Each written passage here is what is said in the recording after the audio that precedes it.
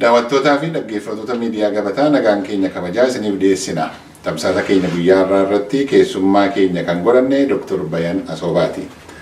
Maree Dr. Bayan waliin goone keessatti dhimmoota haala yeroo sochii uummataa fi jijjiirama daddaffiinii biyya keenya keessatti mul'ataa jiru keessatti qoodni paartii isaanii maalirraa akka jiru haala daddaaqinaa fi kufaatii EPRDF wayyaanee agarsiisaa jiru. Akkasumas immoo imala hoogganni adda Dimokiraatawaa Oromoo obbo Leencoo Lataa fi ittaanaan isaanii Dr. Diimaa Nagoo Sudaan Kaartumitti godhan irratti oduulee turan irratti ibsa bal'aa nuuf kennuuf deemu. Waan maraafuu hanga xumura sagantaa keenyatti nu waliin turaa jecha kallattiidhaan gara maree keenyaatti isin dabarsaa itti dhiyaadha. Dr. Bayan Asobaa miseensa koree hojii raawwachiiftuu adda Dimokiraatawaa Oromoo baga nagaanii gara gabataa dhuftanii isin keessummaa keenya lammataa jechaadha gabataa miidiyaa eega jalqabnee gammachuu guddaa qabna isin argachuu fi baga nagaan dhuftani. Hedduu galateeffama afeeraa keessanii fi obboleeyyan keenya jaallan keenya kan miidiyaa kana bu'uuree suuratti hojjettan hojii boonsaa hojjettanii baga milkoofni jedhaa irra deebi'anii afeerraa keessaniif hedduu galatoomaa jaagama biyyaanis.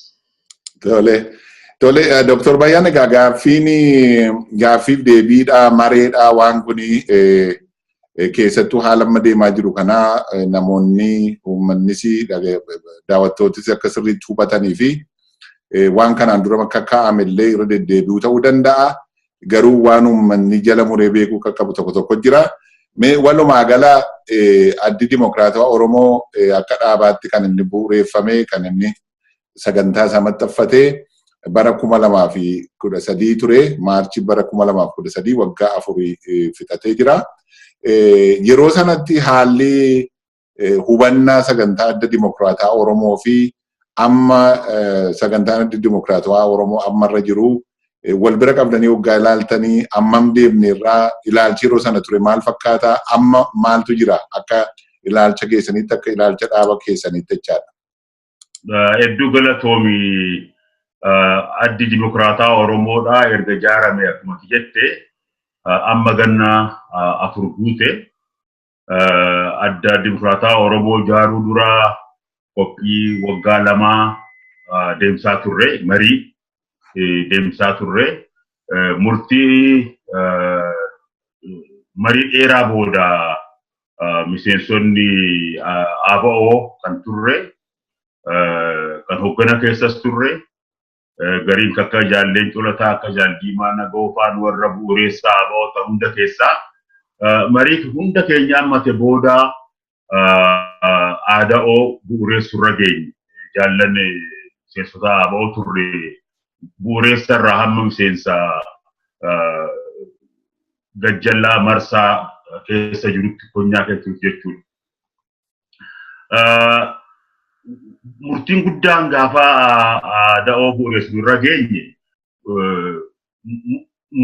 xiinxalaa fi qorannoo fi marii adeemsa qabsoo Oromoodhaa waggaa 40 eega goone booda geeddaramiinsa eega qabsoon ABO'dhaa kan hogganamu jalqabe booda geeddaramiinsa addunyattis biyya Itoophiyaa keessattis dhufe hunda eega xiinxalle booda keessattuu guddina uummata Oromoo keessatti karaa dammaqiinsaatiin mul'ate eegarre booda geeddaramiinsa mootummaa Itoophiyaa keessatti illee dhufaa jiru addunyatti kan hunda eegalaalle booda ADO murteessuudhaaf murteessine murtii guddaa 2 goone jechuun nan danda'a. Baay'ee guddaan sagantaa keenya keessatti. Tokko qabsoon Oromoo gaafa nuti ADO bu'uureessinirraa kaasee fuuldura deemu injifannoolee guddina hamma yeroo sanatti waggaa 40tti argamanirra dhaabbatee haala haaraadhaan haala geeddaramaa jiru kana keessatti kan deemu ta'uu qaba. Kana ilaalcha keessa galchee kan deemu ta'uu qaba kan jiru. Kunis jechuun maali? Gaafa ADO'n bu'uureffame fi yeroo addunyaa Oromoo bu'uureffame jidduu gara waggaa 40 ture. Waggaa 40 kana keessatti Itoophiyaanis geeddaramte amma tokkotti addunyaanis geeddaramte sabni Oromoo illee geeddarame. Kanaafi Itoophiyaan akka sirna caasaa federaalummaatti caafeffamuun ishiidha. Uummanni Oromoodha afaan ofiitiin bulchuu, afaan ofiitiin barachuu, afaan ofiitiin mana heeratti tajaajilamuu, mirgoota akkanaa kana hunda argachuun guddina guddaadha. Asirraa kaanee mirgoota kana gama guututti yoo deemne wayya kan jedhu irratti murteessine. Gaafiin Oromoodha mirga Oromootiif, guddina Oromootiif, dantaa Oromootiif Itoophiyaa keessatti furamuu qabdi, furamuu dandeessi. Kunis dantaa Oromootii jennee murteessine.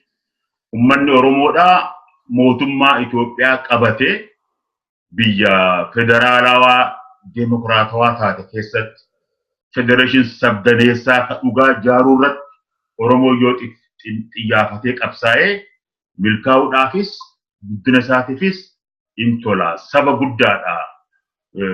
Sabni guddaan walakkeessa biyya Itoophiyaa keessa jiru kun Itoophiyaa geeddaruudhaaf qabsaa'utu irra ejjennoo sirriiti kan jedhuun achirra geenye.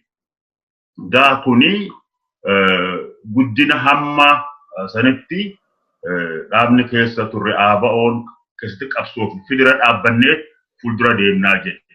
Biyyattiin tun akka sirna federaalaatti caafeffamuun ishiidha. Federaalizim dhugaa ta'uu baatus federaalizim demokraasii hin qabne hir'uudha. Federalizim illee miti. Federalizimii biyya heeraan bultuun ta'een federalizimiidhaa miti. Kan hunda odoo beeknu akkatti immoo jalqabuun kun tarkaanfii sirriiti jennee kana milkeessu, kana fooyyessu turra sirrii jennee achirraa kaanee jiru. Bakka jireenya irraa kaanee deemuu kan jennu tokko sana. Kan biraa murtiin guddaan nuti goone akka istiraatiijii qabsootti qabsoo hidhannoo maleessaa non-violent struggle gochuutu qabsoo sirriiti jenne waggaa 4 dura. Kunis jechuun maali? Qabsoo hidhannoo maleessaa jechuun qabsoodha. Qabsoo uummata bal'aa hirmaachise jechuudha.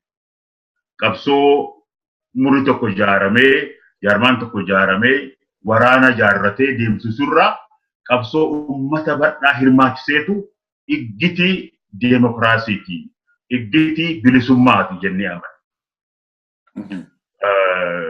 Kuni wanni qabsoo hidhannoo maleessaa filanneef iggitiin bilisummaa isa jenneeti. Iggitiin deemokiraasiidha isa jenneeti.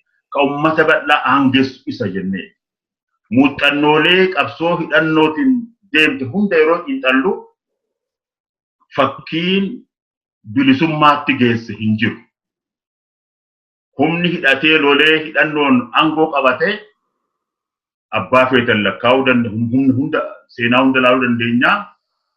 Dhufee uummata irratti sirna abbaa irree diriirsa.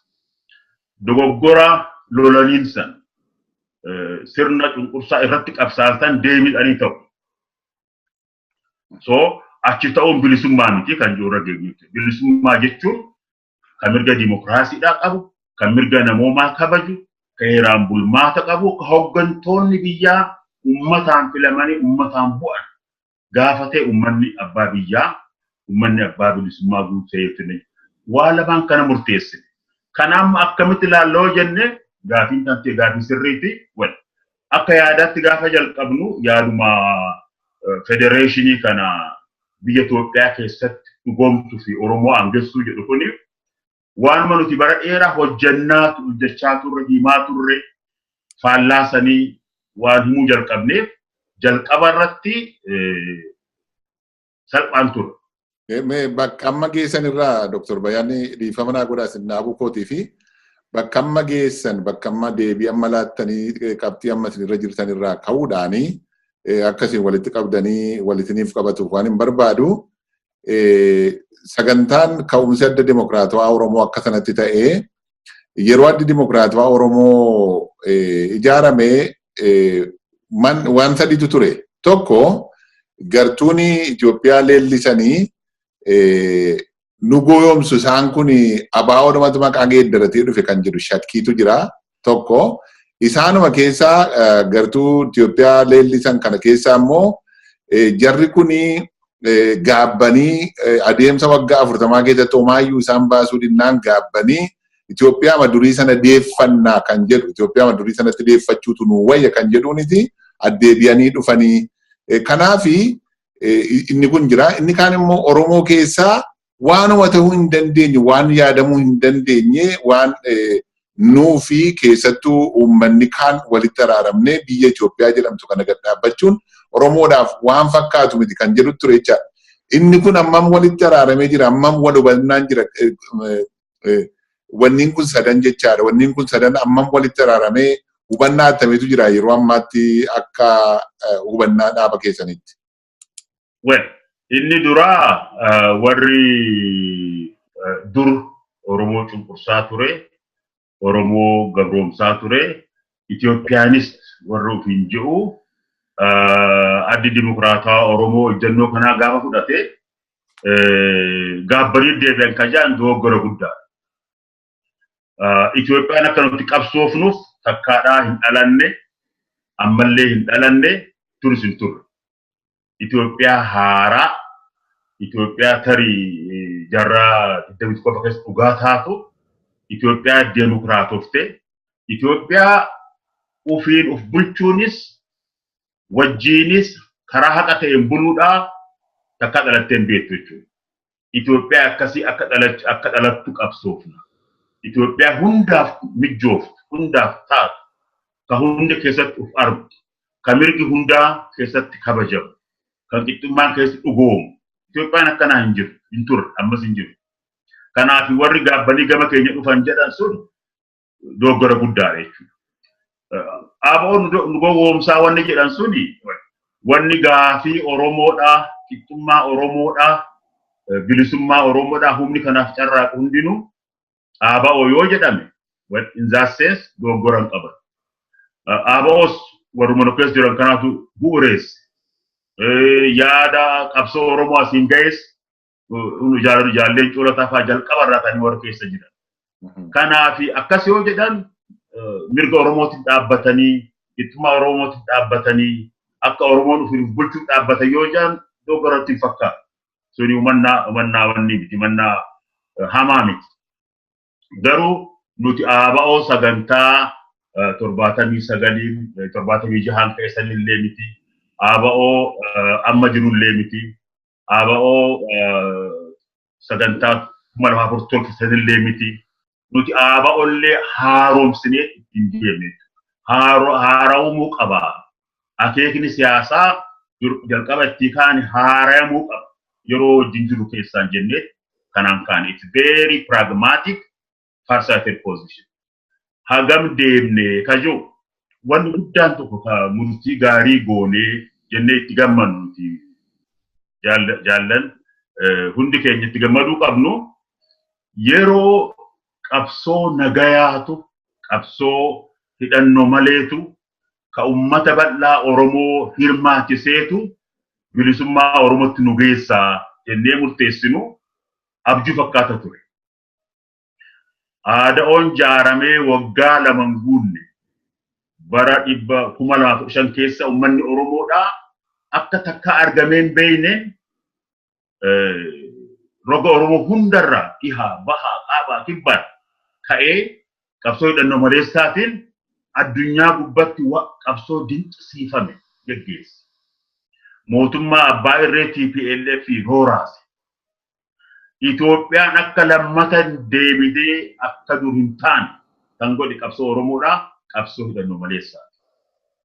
Nus hawwiin keenya ka ture ABO'n yaada kana qabannee ummata keenya keessa teenyee ummata keenya jaarree dammaqsinee qabsoo akkanaatiif gargaarraa hira ibsinaa jennee saganteeffannee ture. Humnoota Oromoo akeeka kanaa qaban wajjin biyya keessatti hojii hojjanneet qabsoo hidhannoo maleessaatiin ummata Oromoodha aangessina empower goona jennee taane. Yaanni keenya kun amma ta'ee jira. Kanaaf wanni ittiin kaasan kun abjuudha hin ta'u warri nuun jedhan well akka tahaa jiru argaa jira jechuudha. Ammallee karaan injifannoodha kana malee hin jiru jennee amanna. Gara biraatiin hin danda'ama ummatoonni Itoophiyaa Oromoos dabalatee sirna qixxummaa federaalummaa dhugaa jaaratee buluu danda'a yoo jenne gaafiin deebisaan kanallee eeyyee hin danda'a. Oromootu danda'a. Oromoon humna keenya beekuu qabna. Nuti biyya san keessatti walakkaa jirraa ummata guddaadha. Maajoritiidha. Single majority kan jedhamu san nuyi. Hin dandeenye yoo jenne waan hin dandeenye hin jiru. Ufillee bilisa baafneet ummatoota birallee bilisummaadhaan akka jiraachan gochuu hin dandeenye. Gaafa kanaan kaan amma tumsa hedduu argannee jirra. Kabajaas ummanni Oromoo argatee jira. Amma qixxummaan Oromoo wajji buluudhaaf qixxummaan biyya san geeddaruudhaaf wal hubannoon ummata Amaaraa fi ummata Oromoo gidduutti walii tumsuun mul'ataa jiru kun bu'aa qabsoo kanaati. Kanaaf danda'amuunsaa ifa ta'ee dur caalaa amma dhugaa lafarra taa'ee mul'atu jechuun danda'u buleessa. Tole, haa ta'u baay'ee gaariidha.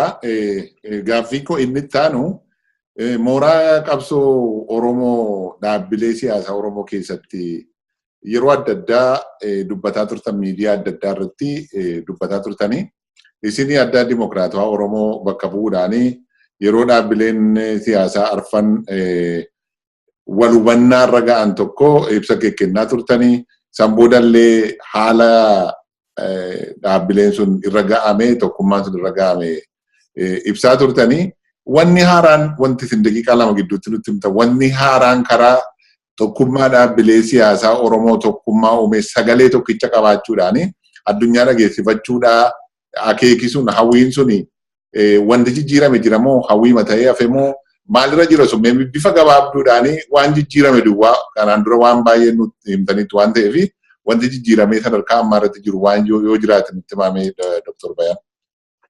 Hedduu hawwine jaarmonni Oromoo hundi akka ummata Oromoo biyya keessaatti sagalee tokkoon irree tokkoon akka dubbannu ummata keenya bira dhaabbannee qabsoofnu jibbaata guddaa goone.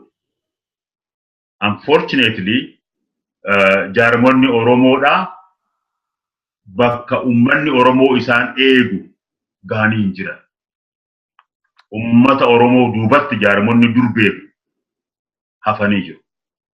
Ammallee tokkoomanii qabsaa'urraa hedduun jaarmota bebbeekamanii walumarratti qabsaa'uu dursa. Ammallee irree tokko taanee saba keenya bira dhaabbachuurraa walmoo huutuu isaaniif dursaa ta'ee mul'ata. Biyya sanilleetti illee mootummaa hawwuu jiru. Gabaabaatti jaarmonni Oromoo traditionally Oromoon beeku gaafii yeroo guututti hanqina guddaa jira. Wanni geeddarame hin jiru. Wanni geeddarame ka jiru odoo jaarmota Oromoon eeggatin dargaggoon Oromoo ummanni Oromoo dhimma isaa harkatti galfatee jira. Kanaaf yoo danda'an ammallee aduun hin dhiine isa darbarra isa hafuutu caalaa isa hafuuf hojjettu caalaa ammallee uummata keenyaa wajjin yeroo hiriirree dhaabbannu yeroo isaan dabarre ummanni Oromoo ammallee injifatee abbaa biyyaa isaa hin taane.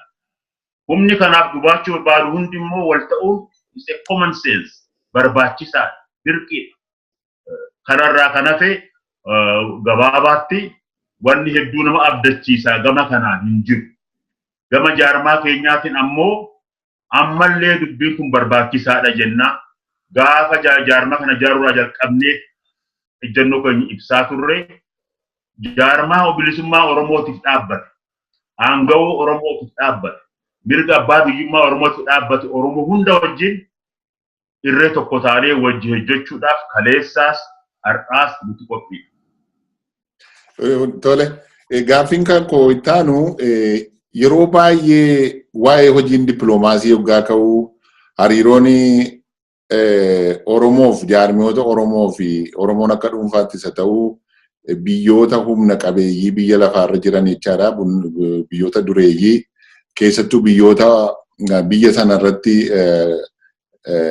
bu'aa adda addaa qabanii kan biyya sana jijjiiruu danda'an kan jedhaman irratti yoo nuti jabaanne malee alagaan waan nuuf hin godhu kan jedhu dubbatamaa ture dhugumayyuu jabinni keenya waan hin mul'anneef dubbifamuu irra darbee wanti godhame wanti jijjiirame hin jiru jechaadha. Amma Oromoon sadarkaa jabaate irra jira jedheetan amanaa. Sadarkaa jabaa irra jira. Sadarkaa jabaa keessaayyuu sochii uummataati kun humna guddaa akka ta'etti. Gama sanaan Oromoon jabaachuurraan kan ka'e sochiin karaa hojii dippiloomaasii yookaan hariiroo biyya alaadhaa wanti fooyya'e wanti duraarraa fooyya'e maaltu jira Dr. Bayyaan mee kanarratti maal ta'uu dandeessu? Akkuma ati gaafii keessatti addunyaan kun hundi dantaa ofii tordofu. Hariiroon alaa foreign policy jedhamu kun hundinuu kan biyya hundaatu kan mootota hundaatu dura dantaa ofii dursaa waan dantaa isaaniitiif tolu gargaaruu dura dhaabbatu. Qabsoon bilisummaa sabaatis qabsoo jabaatte qabsoo hegeree addunyaa irratti illee agarsiifte deeggarsa guddaa argata. Gama keenyaan gama qabsoo Oromootiin gama kanaan bakka dur qabsoo irra jalqabne hin jiru. Keessattuu baroota lamaan dabran kan uummanni Oromoodhaa qabsoo hedduu sivilaayizir ta'e qabsoo hidhannoo maleessaa oduu addan citin waggaa lamaa ol geggeesse ummata Oromoo caala addunyatti beeksise. Caala waan qabsoon waggaa 40 godhin waggaan lamaan sun Oromoodhaaf godhachuu danda'e. Oromoo beeksise. Addunyaan Oromoo akkatti hiriiree waliigalee Oromoon bal'aan kun gara miliyoona 40-50 ga'u kun waliigalee sodaa malee wareegama guddaa baasaadhaa mirga ofiitiif qabsaa'u yeroo argan addunyaa waa tokko irra geessee jirti. Biyya Itoophiyaa jedhamtu kana keessatti yoo gaafiin Oromoodhaa kun furmaata argate malee tokkoffaa tasgabbiin jedhamu hin jiraatu, biyyi kun hin jiraatu bakka joogaa jira jechuudha. Kanaafi guddina guddaa gam tokko. Gara biraatiin ammallee guddinaa jira. Akka jaarmaa keenyaatti haga ta'e dubbachuu hin danda'a gabaabseeti. Bal'ise keessanuu hin danda'u. Ajandaan Oromoon jaarmaan Oromoodhaa, addi dimokiraataa Oromoodhaa akka furmaataatti gaafii mirgaa uummata Oromoofis gaafii dimokiraasii biyya guutuudhaafis uummata hundaaf ta'u sagantaan nuti baafne waraqoonni poolisiidhaa tokko addi dimokiraataa Oromoo baasee biyyoota dhihaa biratti kabajaa guddaa fudhatama argatee jira. Yaadni keessan yaada Oromoodhaan malu. Yaadni keessan yaada Oromoo guddaa kana bitu nuun jedhanii jiru. Furmaata Oromoo duwwaa fi miti Itoophiyaadhaafis yaada ta'uu qabdanii, ajandaa akkas ta'uu qabdanii, sagantaa akkas ta'e qabdan nuun jedhanii jiru mootonni aangawoon. Kanarra dhaabbatanii kan nu wajjin hojjetaa jiranis jiru. Itti dabalees qabsoo hidhannoo maleessaa akka tooftaa qabsoo keenyatti, akka tooftaa qabsoo abbaa irrummaa odon ta'in bilisummaa ummataatti geessutti lafa kaa'uu keenyatti humna hedduu gammade. Kan hunda laalanii amma gabaabaa kan jechuu danda'u hundoonni aangawoonni dhihaa kan wajjin hojjechuu jalqaban jiru. Hojiin jalqabamee deemaa jiru jira. Hojiin kunis ummata Oromoo bilisummaa fi aangawutti geessu, Itoophiyaa demokraasii fi federaalizim dhugaatti geessu, kata irratti gargaarsa gochuudhaaf cooperation tanaan dura takkaa Oromoon argatee hin beekne gama keenyaan argataa jirra. Irratti hojjennaa, irratti hojjetaa jirra jechuun waan hojjetamaa jiru jira. Kan haganan jira. Egan kana jee booda immoo kun abdachiisaadha jechuun danda'a. Hedduu abdachiisaadha. Egan kana jee booda immoo uummanni Oromoodhaa gaafa akkatti qabsoofnee tokkoomnee jabaanne addunyaan gura nuuf laatti. Gaafa jabaanne kabajaan keenya illee guddataa deema. dhimma keenyaaf abbaan nuyi ka biraan jiru. Bilisummaa keenyaaf Oromoo malee abbaan biraa katti rakkatu hin jiru. Nuti haa jabaannu, nuti haa qabsoofnu. Hanga gulantaa itti amannee itti boonnutti, abbaan biyyummaa keenyaa ragga'utti, abbaan qabeenya keenyaa ta'uun ragga'utti dhugoomutti qabsoo itti fufuu qofaatu filmaata keenyaa kajuutti dabalee dubbachuu barbaada. Gargaarsi alaa gargaarsuma dabalataati malee Oromoo bakka bu'ee ka Oromoo bilisoomsu biyya Afrikaa keessallee haa ta'u, Awurooppallee keessa haa ta'u, Ameerikaa keessallee haa ta'u, tokkollee ufiif hojjetamanii bilisoomsuun barbaada. Garuu hoggaa jabaannee paartiner itti amanamu taana, shariika taana wajjin jechuudha humnoota biraa wajjin. Kanuman itti dabalee dhaamuu barbaadu, beekan irratti dhaamuu barbaada.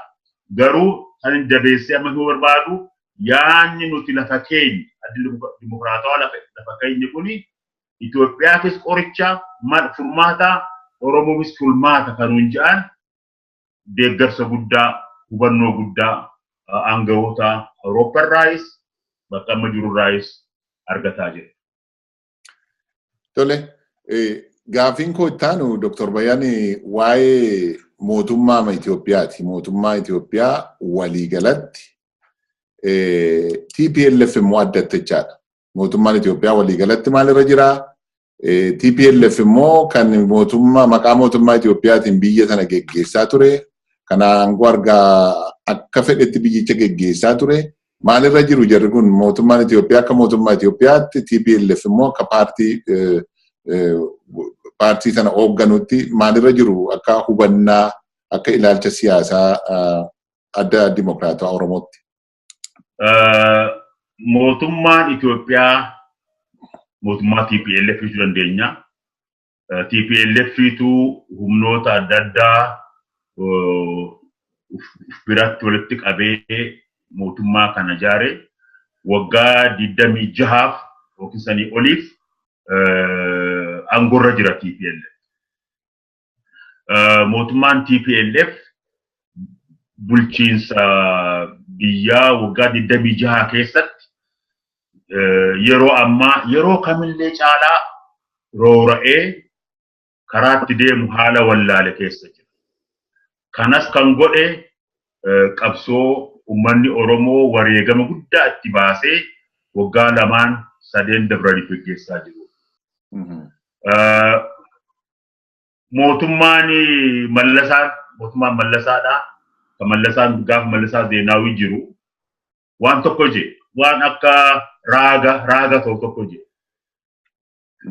Baal jedhee wanni inni raajee Oromoon hin ka'u hin bilisoomu hin ka'u jecharraa je. Yoo Oromoon ka'ee lolee humni bilisummaa Oromoo hanqisuu danda'u hin jiru. Waraanni uummata Oromoodhaa mo'uu danda'u hin jiru yee dubbate yoo yaadatan ta'e. Oromoon amma akkas ta'e ka'eet sila Mallasaan jiraatee argee gaarii ture. Oromoon ka'ee hin bitamu naaga'e abbaa biyya kiyyaa ta'uun barbaada jedhee jira. Yeroo Oromoon akkana jedhu Oromoon uf qofaaf miti kan biraafillee fakkii ta'ee ummanni Amaarallee Oromoo irraa fakkeenya fudhatee ummatoonni biraas Oromoo irraa fakkeenya fudhatanii qabsoo hidhannoo maleessaa fi qabsoo mirgaa kana cichanii yeroo deemsan mootummaan ammaa kun arguu hin dandeenye.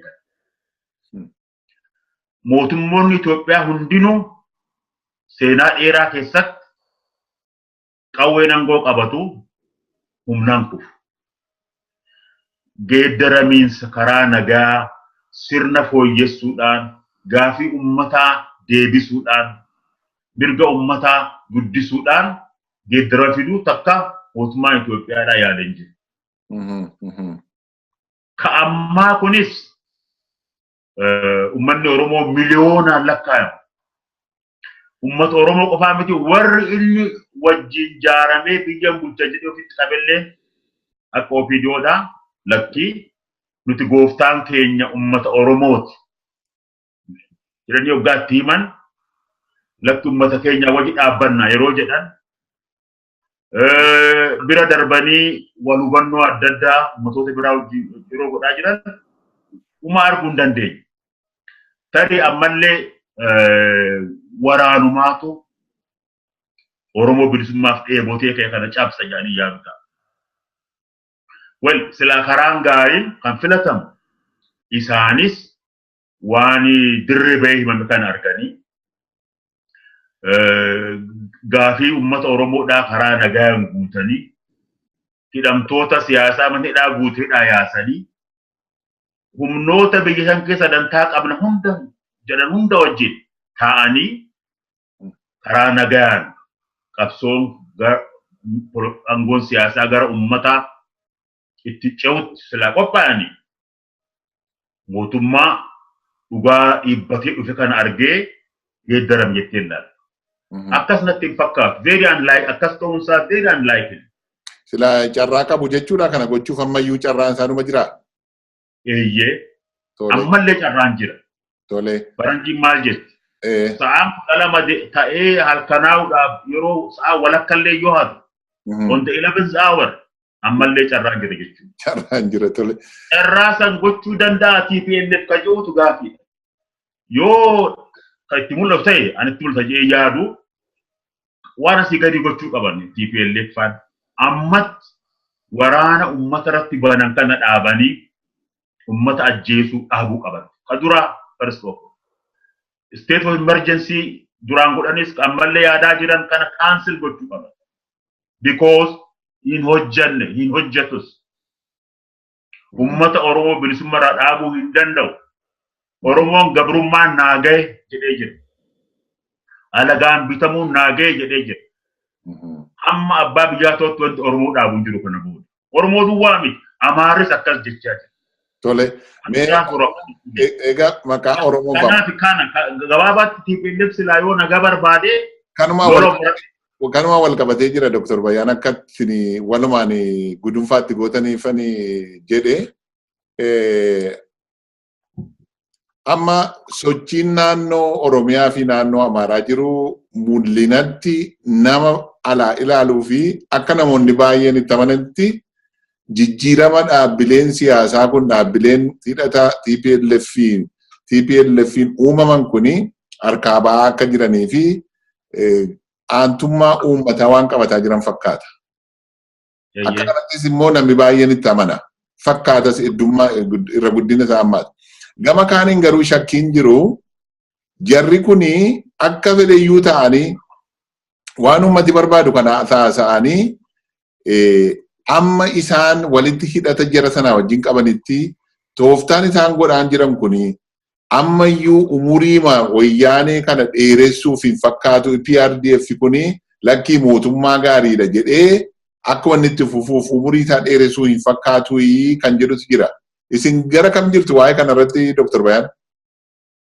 Well, namoonni geeddaramiinsa humnoonni TPLF hin jaaratu. Kakka OPDO, kakka Andam Amaaraa, maybe boru kan biraalleen gara uummataa wajji dhaabbachuudhaaf gara qabsoo uummataa deeggaruu dhufuu kana yoo shakkan sababa qabu. Shakkiin kuni shakkii sirriitiin jedha. Maaliifi galmee waggaa 26tu akka namni waan kana shakku godha. Gara biraatiin an shakkee duwwaan dhaabbata. Humnoonni kun keessattuu amma OPDO'n Oromoo miliyoona meeqa kan keessatti ijaarame poolisiin Oromiyaadhaa. Mannoon hiriiraa Oromiyaa keessatti ijaaraman Oromoo qabsaa'aa jiru bira yeroo dhaabbatan wanta jajjabeeffamuu qabu.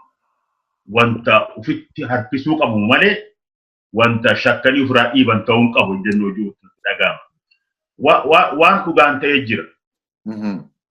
Oromoo ajjeesuu irraa hirmaachuu dhaabuun isaanii kun waan guddaa. Amma mootummaan naannoo Oromiyaa ergamaa mootummaa ta'ee Oromoo ajjeesuu dhiisi hoggansa ammaa kun. Inumaayyuu darbee gooftaan keenya uummata Oromooti jechuutti ka'e. Takkaa OPDO hogganni OPDO akkas hin jedhe. Oromoon abbaa biyyaatii jechuutti kaan obbuchuutti kaan saamiinsa Oromoo dura dhaabbatu kaan. Kan biraa yeroo TPLF liyyuu poolis Somaalee jaartee Oromoo irratti lola duula bantu kan Oromoo wajji dhaabbatee waraanaa TPLF ergituu dhaabbatee lole uummata kana jara kana. Kana waan ta'eef Oromoonis ammate. An akka yaadnutti waan akkanaa kana jajjabeessu aantummaan uummataa isaanii caalaa akka jabaatu gara uummataa goranii amma tarkaanfii sirrii fudhatan jennee encourage gochuu jajjabeessuudha malee isa darbe waamaa isaan gamas dhiibuun Oromoos hin fayyadu qabsollee hin jabeessu yaada jiru. Shakkuun jiraachuu qaba eeyyee shakkuun jiraachuu qaba. Shakkii kana keessaa akka hin shakkamne amansiisuu qabu eenyu the burden of proof isaan irra jira. Uummanni keenya illee ragaa guddaadha. Uummata gowwoomii. Yoo akkas jedhanii nu gowwoomsan jedhan isaantu gowwaadhaayyuu. Maaliif? Oromoon abbaa biyyaa ta'uu qaba jechaadha. Gooftaan keenya isini jechaadha. Uummatoota biraa wajjin qixxummaadhaan bulla jechaadha. Gooftaa biraa hin qabnu jechaadha. Oromoodhaan gahuu qabu jechaadha. Oromoo soban jechuun hin danda'amu. Tole egaa asirratti qabxiin jirtu asirratti dubbiin jirtutu waanuma gaa kun amma miidiyaadha waan ta'eef akka waan namoonni shakkii namaa dubbii namoota keessa deddeebi'utu dubbannaa jechaadha. Ammayyuu hidhamtooti mormitoota paartii mormitoota ammayyuu baay'een isaanii Oromiyaa keessa mana hidhaa jiru.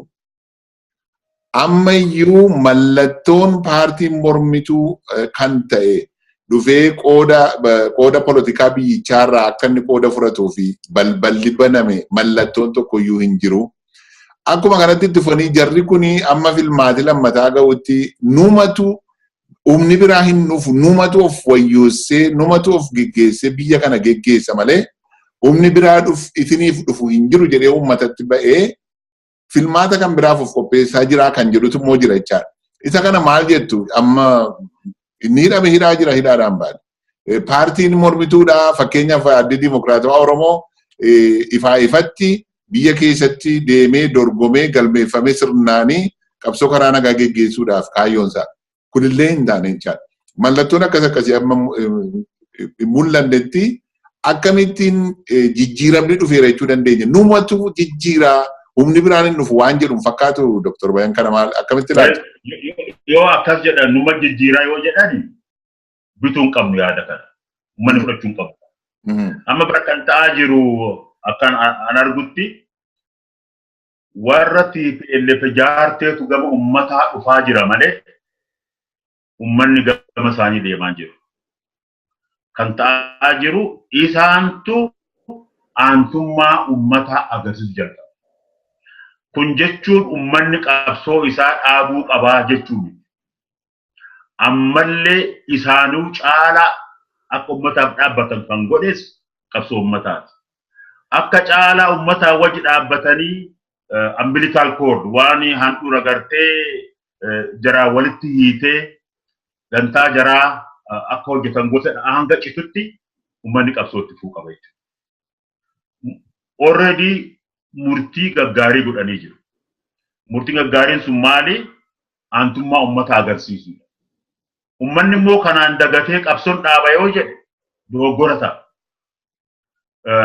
Yoo akka reefu jedhetti filmaataan qabsoon dhufaa odoo hin ta'in karaa nagayaatiin geeddarin dhufa yoo jedhame konferansii nagaa kan humna hunda ammate warri aangoorra jiru gochuu qaba.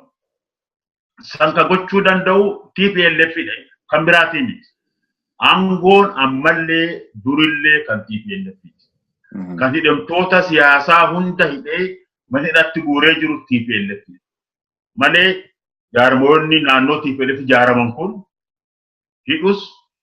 hiikus akka hin dandeenye ni beekna jechuudha. Aangoon dhugaa kan TPLF harka jira. Waan dhiyoo sana ta'e agarra. TPLF jechuun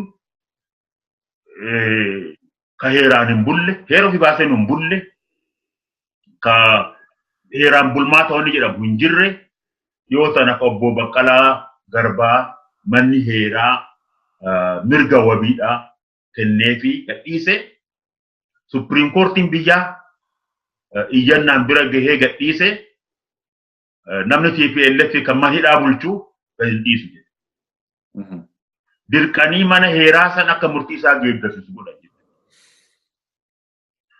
Kaangoo qabu isaanii, kahedhuu isaanii kan yoo karaa nagaatiin dhufe jijjiiramni akka barbaadame akka reefu jedhetti mootummaan TPLF kun humnoota biyya keessaa dantaa qaban hunda wajjin kora konferensii araaraaf nagaa kaa'u qaba. Konferensii araaraaf nagaa kan sirna ce'umsaa biyyattiidhaaf fiduu danda'u. Hamma isaan kanan godhanitti ummanni wanni qabsoo dhaabuuf hin jiru. Sababni tokkollee qabsoon ummataa itti fufuu qabdi. Nuutu geeddaramsa isinii fidaa yoo jedhame iggitiin tokkollee hin jiru. Warra namoota mirga ummataatiif dhaabbatan qabsoo nagaatiif jireenya isaanii guutuuf kennanii qabsa'an mana hidhaatti turtorsaa jiruutu mirga demokraasii nuuf fidaa olaantummaa ummataa nuuf fidaa jedhanii eeguun bofarraa akka hangoogeen dhalattu eeguu ta'a hin ta'usu. Isaantu gara ummataa dhufee warri gara ummataa dhufaa jiru kun jabaadha welcome jedhamu qaba. Ummanni isaanis ammatee cunqursaa dhugaa san fonqolchee abbaan isaa ta'u dhufammoo qabsoo fidiinsee itti fufu isa duwwaatu iggitiidha jennee ilaallatu. Tole, Dr. Bayaan yeroo dheeraa fudhannee gara xumuraarra hin jira. Gara xumuraa kanatti garuu gaafii jabduu tokkotu jira. Gaafittiin imala pirezidaantii adda dimokiraatawaa Oromoo obbo Leencoo Lataa fi itti aanaa pirezidaantii Dr. Diimaa Nagoo gara Kaartum dhiyeenya kana godhan ture. Waa'ee imala sanaa isinillee barreeffamaan beeksiftanii obbo Leencoon illee miidiyaa adda addaa irratti dubbatanii sababa deemanii fi maaliif barbaachisummaa isaa jechaadha. Akka ilaalcha adda dimokiraatawaa Oromootti kana isaaniin torban darbe gaaffiif deebii gaafa wajjin haasofnee turre isaan biratti kaasuun barbaanna. Akka dhaabaatti isaan ofii waan naqanii fi isaanumarraa yeroo hundumaa dhaga'urraa akka dhaabaatti hubannoon isin qabdan deemsa isaanii irratti wachitti waa isaan godhan kun akka dhaabaatti akka uummata Oromoo dhaaba uummata Oromoo keessaa biqile tokkotti akkamitti ilaaltan imala isaanii kana?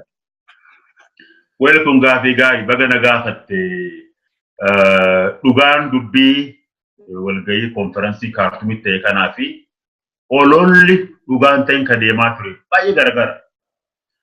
Kanaaf ta'e dura Leencoo Lataatu tokkummaa Afrikaa irraa Africa Union konferensii kanarratti akka argamuu fi konferensii kanarratti akka dubbatu xalayaadhaan afeerraan Leencoo ga'e. Actually ati nagaafata jee jaamilee an xalaata na qaban ture jira akkatti uummata keenya agarsiisuu barbaada. Yeroo Leencoon xalaan kun isa ga'e afeeramu Leencoon xalayaa sanii koree jiraawwachiiftuu aadaatti fideet nan deemamoo nan hafaa jedhee gaafate. Sila koreen jiraawwachiiftuu aadaa'oo hin deemin jetteeni inni ni hafa. San booda Dr. Diimaanis itti dabalamee afeeran. Yeroo gaafiin kun dhufu nuti teenyee mari'anne gaafii Leencooti. Leencoo ni maraatte akkamitti nan hafaa jettaa jennee jechuudha. Nuti ummanni Oromoo yeroo addunyaa dheeraa kana keessatti yeroo addunyaan teessee mari'attu konferensiin suni waa'ee nageenya gaanfa Afrikaati. Nageenyaaf tasgabbii gaanfa Afrikaati. Namoota hedduu itti afeeran Awurooppaarraa, Ameerikaarraa, Afrikaarraayis. Yeroo konferensiin waa'ee gaanfa Afrikaadhaa Africa Union tokkummaa Afrikaatiin qophaa'u ilmi Oromoo tokko, ilmaan Oromoo tokko affeeramuun isaatu waan guddaadha, guddina guddaadha jenne jechuudha. Yeroo dheeraadhaaf yeroo waan gaanfa Afrikaadhaa mari'atamu, waan waa'ee Itoophiyaa mari'atamu, bakka Oromoon hin jirretti kan biraa mari'atee nurratti murteessa. Kun yeroo jalqabaate jechaadha Oromoofu? Furmaata bu'aa guddaa qaba siifan hima. Affeerraan kuni Oromoo fi yeroo jalqabaatti naan jechaa jirtu? Jaalleen Colataa yeroo jalqabaatti miti kan hirmaatu beekan irratti. Yeroo baay'ee hirmaata. Walgahii akkanaa kanarratti all the peace and stability of the Horn of Africa kan jedhu yeroo jalqabaatiif ta'ee security and peace actually kan jedhamu security and peace of the Horn of Africa yeroo jedhamu jalqabaa gaariidha. Africa Union waa'ee gaanfa Afrikaa rakkateet konferensii kana qopheesse. Sababni isaatillee qoratu yaada furmaataas dhiyeessuudha. Nuti gaa maal jenne carraa guddaadha. Yeroo security fi nageenyi gaanfa Afrikaa dubbatamu Oromoon argamee yaadas kennu waraqas dhiyeessu carraa argachuun carraa guddaadha. Deemuu qaban jennee sagalee guutuun murteessine jechuudha. Gaa konferensii akka ta'e konferensii kun jaalleen warri achitti argaman namoota beekamoodha. Fakkeenyaaf paanalii tuutamaree jaalleen keessatti dubbate kan gaggeesse pirezidantii South Africaadhaa kan ture kan durii Mbeki isaatu sheer godha. Namoota hedduu wajjin wal qunnamuudhaaf carraa uume jechuudha. Yaada keenya waa'ee security fi nagaa gaanfa Afrikaadhaa ilmi Oromoo tokko dhiyeessuun yaada gumaachuun waan guddaa tokko ta'uudhaaf dantaa Oromooti jenna. Lammata namoota achitti hirmaatan addunyaa hundarraa dhufanii waa'ee gaanfa Afrikaadhaa mari'atan wajjin qunnamtii uummachuun wal baruun dantaa Oromooti jenna. Nuti dantaa jaarmaatti ilaalle sanii olitti ilaalle dubbii kana. Dantaa Oromooti. Yeroo addunyaan waa'ee Oromoon gaanfa Afrikaa gaafa jedhan sabni guddaan gaanfa Afrikaadhaa uummata Oromooti. Cunqursaan nagaa dhabuun, dhibbitii dhabuun kan hedduu miidhamaa jiru guddaan uummata Oromooti. Kanaaf yeroo nagaa security fi nageenyi gaanfa Afrikaa dubbatamu Oromoonni keessa jiraachuun haqalleedha sirri. Namoonni keenya kun ammoo dandeettii ofiitiin beekama ofiitiin filaman warra qopheessanii. Jaalleen Colataadhaa Horn of Africa a common home kitaaba jedhu balleessee furmaata Oromoo qofaaf yaada furmaata gaanfa Afrikaatti qabu nama qabu hayyuun keenya kun Leencoo Lataadhaa. Kan addunyaan beekteet Leencoo Lataa afeet. Yoo Oromoon hayyuun keenya kun dandeettii inni qabu beekumsa inni qabu hin beekin wallaala keenya malee sadarkaa addunyaatti namoota beekumsa argatanii jechuudha jaalleen jiru qaba. Gaa tokko kana dhugaan odoo kun jiru immoo kan nama gaddisiisu obboloyyummaan keenya Oromoonni oduu dharaa tolchanii itti rakkatanii waan hin taane barreessanii facaasan Oromoo afaan faajjessuudha. Tokkolleen kanarraa kan bu'aa argatu hin jiru. Afaan faajjii uumuu dhara haasa'u namoota hojii godhantu keessa jira Oromoo keessa jira. This is yaada hedduu diigaadha. Namatti illee kofalchiisa. Maaliif dhugaan beekamaadha. Konferansii kun warra qopheessan dhugaa isaanii beekaa. Dokumentiin konferansii kanallee ba'uuf deemaa. Wanti odeeffame dhara. Achi dhaqanii TPLF wajji haasanii maarree kan jedhamu kun ammallee jaarmayootuma siyaasaa ilaalcha siyaasaa waluma qoccoluu waluma irratti qabsaa'u hojii godhatan kan oofa. Amma bakkaan barbaadu sana naa dhuftaniittu Dr. Bayyaan. TPLF wajjin haasaa meedhamanii hamii jiru. Akkasumini? Tole. Amma maree keenyaarraa keessatti tokko akkaataa itti addunyaan sochii Oromoo kana ilaalaa jiru naa ibsitaniittu. Tokko. Lammataa humni Oromoo humna guddaa ta'uusaa gara bilisummaatti dhiyaachuusaa naa ibsitaniittu ibsamaa jira karaa adda addaayyuu. Kun waan ifaadha. Inni kaanii dhaabbileen Oromoo akka sagalee tokko taa'anii sagalee tokko addunyaatti akka dhageessisaniif tokkummaan ta'e hin jiru. Bakka bu'ummaan dhaabbii Oromoo kana ta'e waan tokko yoo argama jenna. Inni dhugaa qabxii inni tokko immoo mootummaan wayyaanee ammayyuu gara nagaatti dhufuudhaa fi sa'aatii 11ffaaf walakkaa illee haa taatu ammayyuu carraansaa jira. Kana qindeessee gara nagaatti fidee hidhamtoota hiikee waltajjii nam hundumtuu kan qooda irraa fudhatu sana qopheessuudhaaf ammayyuu carraansa isa harka jira kan jedhu naa ibsaniittu. Dhiyeenya kana namoonni sadi paanelii tokko irratti reediyoo Jarmanii wajjinii kanaa sa'an illee waan akkasiiti. Obboleen Coon illee keessa jiru. Hiiktuunsaa yookaan furaansaa yookaan qulfiinsaa TPLF harka jira kan jedhu ture jechaadha. Akkuma kana fagoo miti kaleessa har'a kanan sooshaal miidiyaa irratti kan ba'anii ta'aa ture ammayyuu carraansaa TPLF kanas geeddaruudhaaf carraansaa hin jira. Carraan inni jedhamu kuni sirna poolitikaa biyyichaa kan akka barbaade qulfiisaa harka jira jijjiiruu danda'atu hin ta'ini. Carraan jedhamu kuni mootummaan kun kufuunsaa hin hafu waan ta'eef kufuunsaa jala muramaadha waan ta'eef kufaatii gadee akka hin kufne biyya irratti ofii isaanii irratti iyyuu balaan akka hin dhufnee fi furmaata fiduu hin danda'aadha qulfichi kan akka jiru jedhama. Eega qulfiin kun akka jiraate eega jarri kun beekoo jedhanii Leencoo Lataa bu'uureessaa adda bilisummaa Oromooti jettanii naa himtaniittu uummatatu beeka jechaadha. Silaayyuu yoo dubbiin akkasii dhalate iyyuu uummata Oromoo miliyoona 30 miliyoona 40-50 dhageetu maree akkasii irratti nama tokkotu nama lamatu bakka bu'ee dhagachaa. Amma obboleen Coolataa Dr. Diimaa Nagoo akka Oromoo furmaata fideedhaan irratti yoo mari'atan yoo ta'e iyyuu ammatu TPLF kottaa wajjin haasofne furmaata biyya sanaaf finna mee waan isin barbaaddan yaada keessan barbaannaa jedhani iyyoo Oromoo miliyoona 30 fudhadhee dhufu malee jedhanii diduutu irra jiramoo maal ta'utu ture mee kana akkamitti ilaaltu maa inni balleessaan isaa ololli kun maalirraa madde Dr. Bayaan? Ololli kun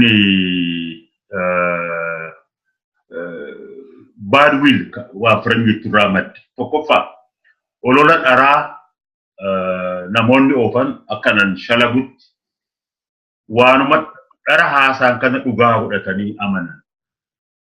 Yoo dharri kun dhugaa ta'e warra olola san barreessee Facebook irratti baasee madda hunda beeknaa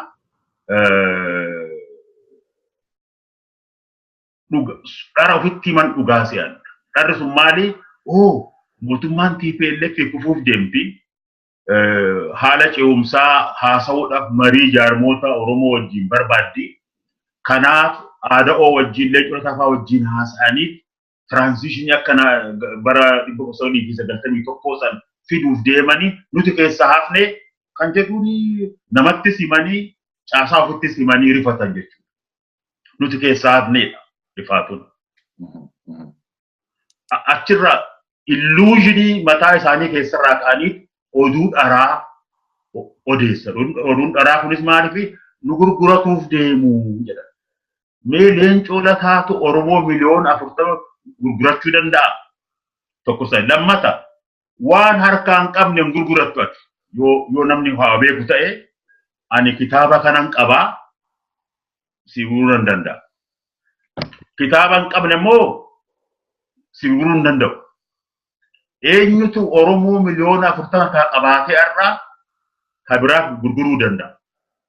This is stupid. Akkana yaaduun dogoggora doofummaa guddaa jechuudha. Miliyoonatti gurgura. Injiru wanti kanaan jiru gabaarraan jiru manni Oromoo gurguramudha. Ka gurguruu danda'us hin jiru. Kanarra baara biinsarraa kan odeessa. Dubbii nagaatti dhufa. Yoo TPLF transitionii ce'umsa nagayaa, kufaatii nagayaa, kufaatii odoo dhiigni uummata bal'aan dhangala'in, odoo qabeenyi guddaa hin barbadaa'in, karaa irra mijjatu, irra filatamaa ta'een ce'umsa nagaa goonaa, peace conference goonaa, kan araaraa kan nagaa goonaa, sirna ce'umsa karaa demokiraasiitii kan hunda ammatti qopheessinaa jedhee lallabee gabba'e. Wanni gulantaa akkasirratti dhaqamee haasofne hin jiru. akka aadaatti nuti katti aman nagayni keesson kan bu'u jaarmanii tokkoo fi mootummaan sun haasa'ee fi miti. Oromoo qofallee miti ummatoota biraa dantaa biyya sanii hunda kan amma ta'uu qaba. Nageenyi dhugaa dhufuudhaaf. Konferansiin akkasii kan hunda amma ta'uu qaba. Kaayyoo jedhu qabna. Yoo nuttuu dubbatan yoo TPLF nuu dubbate nuti karumatti himna jechuudha. Nagaa feetu waan dansaa. Nageenyi immoo akkamitti dhufu? Akkatti dhufu. All stakeholders kan biyya san keessaa dhimma qabu hundi karaa nagaatiin sagantaa ofii dhugoonfachuun feene jira jeenatti hin fakkaatu. Yoo kanan fedhu jedhegaa dantaa biraati jechuudha. Konferansi hunda ammateen qophaa'aa yaad nuti dhiyeessinu kan jechuudha. Wanti sun dhara jennee fi waan hin dhugaan ta'in kaartuum wanni deemameef TPLF wajjin haasa'uuf miti. Taak Albashiir leenjolataa fi warra hoggantoota TPLF walitti fiduufis waan waamame. Dhara haasa'ame kana dhugaa saaxiluun dirqama ta'e kan dubbanne jechuudha. Ammallee kanaa wal qabachiisee wanni kanarraa baratamuu qaba. Dharri sun torbaanuma tokko fiige. Just a week. San caalaa umriin qabu. Hin badde. Taak. Irraa baradha. Dhara oofuun, dhara ololuun waa takka namaaf hin dabalu. Isaanillee guddisu, nullee hin xinneessu. Wanni nun xinneessaniif maal dhugaa harkaa qabnaa, dhugaa san gaafa hinne. Arrikkatti kun akka fiiqessaa aduutti baay'atti baqee bada. It is cheap, rakisha waan akkasii godhuuni sanirraa nama yoo of qabe yaada jiru dhiyeessuu barbaada. Yoo immoo carraan akkasii dhufee carraan sun at least Oromoo hunda kan hammate, Oromoo hundaa miti warra dantaa biyya keessaa qabu hunda kan hammate yoo ta'e nageenyi waaraa nageenyi dhugaa dhufa jennee waan amannuuf yaada kanuma tarkaanfachiifnaa jechuun barbaada. Carraan akkasii yoo argame. Ummanni Oromoo waggaa lamaa oliif qabsoo isaa wareegama guddaa deemsaa ture asiin ga'e qabsoon kun itti fufuu qabaa isa jiru taakka. Lammata OPDO'n aantummaa ummata agarsiisuu jalqabdee jalqaba gaariidhaa ummata Oromoo wajjin dhaabbadhu loli ummata Oromootiif du'i ummata Oromoo wajjin mooyii kan jedhuudhaaf dabarsuuf barbaada. Ummanni Oromoolleen yoo OPDO'n tumsa qabsoo keenyaa aanaa ummata keenyaa ta'ee dhaabbate ammatee qabsoo itti fufuu qaba.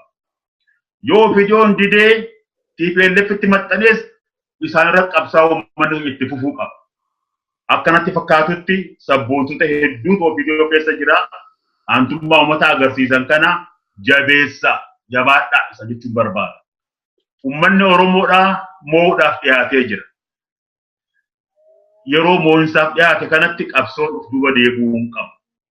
Tokkummaadhaan hunda caalaa Oromoon tokkummaadhaan dhaabbatee haa qabsaa'u. Wal hubannaa fi tumsa ummatoota biraa wajjin ummata Amaaraa wajjin Oromoon lafarratti ummata jalqabe kunis waan guddaa waan dansa kunis haa jabaatu. Tokkummaan keenya jabaatee tumsa ummata biraa wajjin qabnu gaafa jabeessine abbaa biyya keenyaa yeroo itti taanu dhiyaataa jira immoonaa jabaadhaa jechuun barbaade obboleessa koo. Ammas irraan deebi'ee hedduu galatoomaa affeerraa keessaniif jedhee fuuldurallee yoo affeertan anis qophiidha isin wajjin haasa'uu fi hedduu galatoomaa. Irra deebi'een Dr. Bayyana Soobaa koree hojii raawwachiiftuu adda Dimokiraatawaa Oromoo fi itti gaafatamaa damee jaarmiyaa baay'ee galatoomaa isiniin jedhaa yeroo gaarii qabaadhaa ulfaadhaa.